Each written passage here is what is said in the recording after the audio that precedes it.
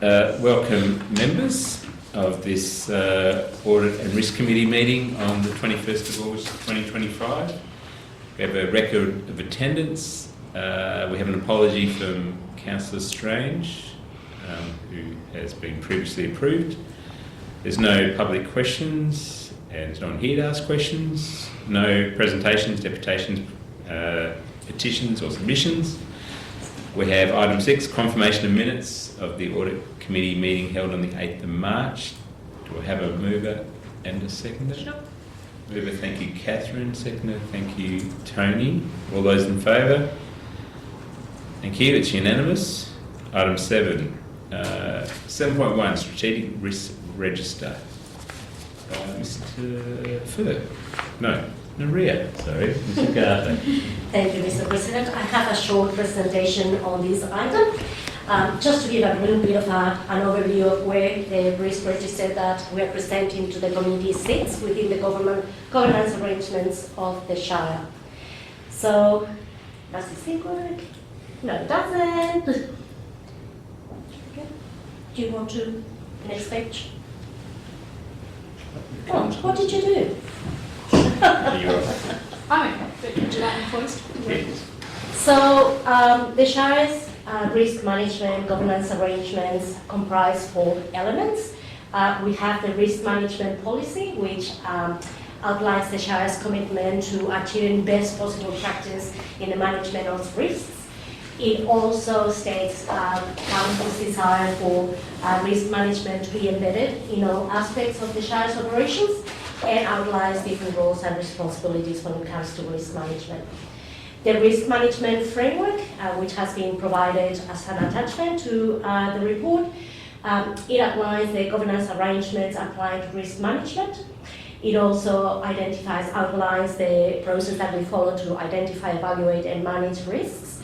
And it also outlines the Shire's risk appetite, which is reflected in the tables at the end of the document with the likelihood, consequence of risks, etc. We also have a strategic risk register, which the committee is going to consider today, and an operational risk register, which it had been previously presented to Council, but it is really operational and going forward is going to be managed by the Chief Executive Officer. It worked this time. Now, what's a strategic risk versus an operational risk? Strategic risk is a threat to the organization's ability to achieve its long-term objectives, whereas the operational risk affects the short-term day-to-day operations. Strategic risks are generally stem from external factors, but they could also be related to internal management factors. Operational risks are more related to internal processes, employee mistakes, and more internal issues. So our starting point when developing the strategic risk register is our strategic community plan 2022-2032. As part of that plan, Council identified 18 strategic risks. Some of them were internal, 8, and the remainder external. That's a lot of risks. While there's not a rule of thumb for how many risks should go in a risk register, generally we don't do any more than 10 to 15, although that depends very much on the size of the organization and also the complexity of the business that the organization does. So what we have done, and we did in the past when we presented the strategic risk register in the first place in 2023 to Council, we have gone through these 18 risk registers, 18 strategic risks, and we have rationalized them. We have put them under 8 different risk categories because there were quite similar themes within the 18 risks identified in the community plan. So we have summarized those risks into 8 categories, which are financial sustainability, changes to economic conditions, infrastructure, regulatory changes, workforce, community expectations, population demographic, and pandemic. So the report that has been provided to Council outlines which of the risks identified in the community plan sit under these risk categories. You have the information there. So what we've done then is we have evaluated the inherent risk of each of those risk categories. That means that we have evaluated the consequences and likelihood of that risk eventuating, taking into account the controls that we currently have in place. Then we have identified further controls to mitigate the risk. We have made an assessment of the effectiveness of those controls, and then we have assessed the residual risk, which means we assess what the risk is, taking into account as if all the controls identified had been implemented. And then we have considered whether we needed any further treatment or any further controls. So after doing all that work, we have found that out of the risk categories, 8 risk categories, 3 have a low residual risk, and those are financial sustainability, regulatory changes, and community expectations. And 5 risk categories have a residual risk of moderate, and those are changes to economic conditions, population demographic, workforce, inadequate infrastructure, and pandemic. Committee members have been provided with the actual register, which shows all the controls that we have identified to mitigate those risks. So, and also identify deadlines to put those controls in place. And those controls, each of those have been allocated to a management team member for implementation. And they're also going to be uploaded into our Attain compliance calendar to ensure that they are implemented. And we will provide this committee with regular updates on how we are doing in implementing those risk controls. So, So Maria, just some regular updates, do you mean every risk committee? So we intend to make audit and risk committee meetings more regular, at least quarterly. And as part of that, we will have, yes. So the next agenda item for this meeting is the governance and compliance report. So in the same way as we're going to provide a quarterly update on governance and compliance, we will do the same thing with risk management. Yeah. So do committee members have any questions on that? I do. Yeah. And it was more on the assessment of the actual risks. Yeah. Because I remember doing this many years ago when Yep. I was sitting in your chair. And pandemic was one that probably sat there, but then no one in the community put it as a risk, and now it appears as a risk consistently because we've all gone through one and it's in everyone's mind. But I was surprised that fire wasn't sitting there as an external risk for the community, particularly with, I guess, climate change, everything sitting there. And I know you've already got controls in place for it. You've got your LEMP and you've got your bushfire meetings and your control officers, but I was surprised to see that wasn't actually on the list. So with pandemic, we have taken the risks that were in the community plan. We cannot touch that until the community plan is reviewed. For example, with pandemic, it is our view that pandemic is an operational risk, not a strategic risk. So we will be recommending that that be changed going forward. And we are going to be reviewing the community plan shortly. So that's within the CEO's work program. But I think the bushfire would sit better within the operational risk management or emergency management. As something you can deal with on an annual basis and actually put controls in place. Because pandemic's sort of out of your control. So fire would be more of an operational risk because it would affect the short-term delivery of services, not so much the long-term strategic objectives. So I was going a little bit to that, but I was going to just talk about climate change, but that would include fire and water. Because obviously and storms, I suppose. Storms, but strategic because we've obviously worked towards how we not drought-proof ourselves, but make the most of what falls. So I think that would be a good discussion for council to have when they. Strategic and operational. If you look at, for example, water management, which council is doing at the moment, that would be more of a strategic risk. But bushfire mitigation, that would be an operational risk.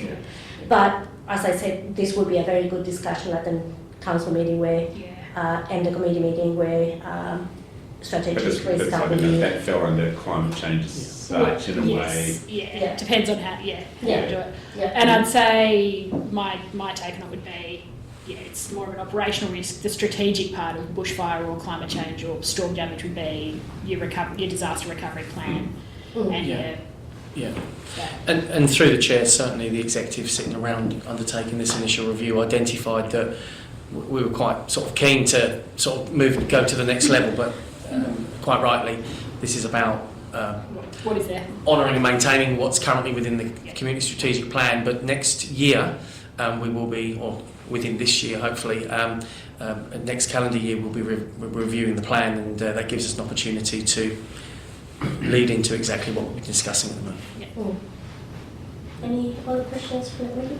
I read through all that, Maria, and I just think it gives how important it is, just explains it so much better to actually see it up on the board, like going down to the Works and Services depot and seeing it and a presentation that they're invaluable. Yeah. That's good Right. feedback, and if that works better for committee members and council, we will do that, definitely. Yeah, that's all. Very good, Maria.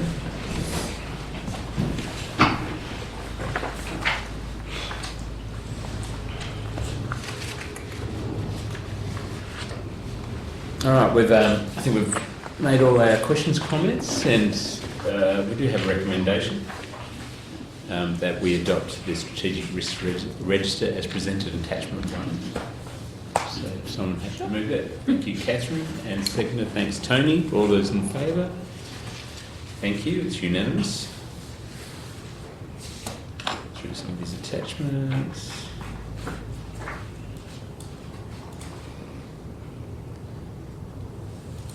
A lot of work, thank you, Naria, gone into this.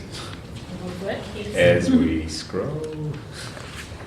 Item 7.2, the quarterly report on governance and compliance. Thank you, Mr. President. As I mentioned just a moment ago, it is our intention to provide the committee with a quarterly report on governance and compliance.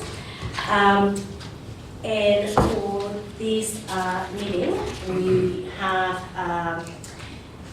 we're advising the committee that we have had several instances of non-compliance. One of them related to procurement, a tender process. It was issued as a tender, that the value came under the tender threshold, so the evaluation continued as an RFQ when it should have been continued as a tender. Having said that, the evaluation process undertaken by the officer was very thorough, so there are no concerns about that. It was just an oversight, and there's been discussions and clarification as to what to do if the situation arises again. So no further action is required from the administration team or the committee. We also identified a non-compliance in relation to the formal authorization of officers to perform certain functions under different acts, and we have rectified that. Now relevant officers have been issued with authorization cards, and we have registers of those authorized people were required by the legislation. So again, no further action required. We also undertook an internal audit of whether registers that require publication on the Shara's website were actually published, and we identified some non-compliance instances, which are listed in the report. We have addressed that, and everything is up to date at the moment. As part of the regular report, we will be providing the committee with an update on our progress in implementing recommendations arising from different audits, OAG audits and Regulation 17 and others as they arise. So today we're presenting a status update on the last Regulation 17 audit. And if committee members go to the last page of the report, you'll see a table there summarizing in a visual way where we are in relation to those recommendations.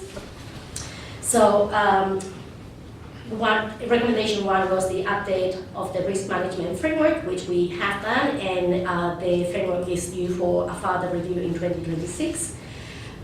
We developed the risk registers back in 2023, but we're refreshing them now, and the strategic risk register is being presented to Council today. Recommendation 3, implementation of risk identification policy. That has been implemented, and so has the whistleblower policy. We amended the Audit and Risk Committee terms of reference, but we are just flagging that this will need to be reviewed again when relevant legislation comes in place requiring the Shire to implement an Audit Risk and Improvement Committee. We updated the procurement policy. We developed an IT disaster recovery plan.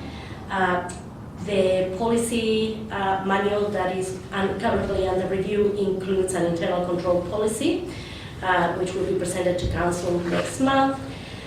We implemented a compliance calendar. We are in the process of adding statutory context to policies and procedures, and we have developed a legislative compliance policy that is part of the reviewed policy manual that Council will be considering next month. So that's an overview of where we are at the moment. Any questions from committee members? No questions? No, we'd have a recommendation that the Audit and Risk Committee notes the quarterly governance and compliance report, August 2025, as presented attachment 1. Do I have a mover? Thank you, Tony, and seconder, thank you, Catherine. All those in favour? Thank you, it's unanimous. Again, another extensive report. Thank you, Naria.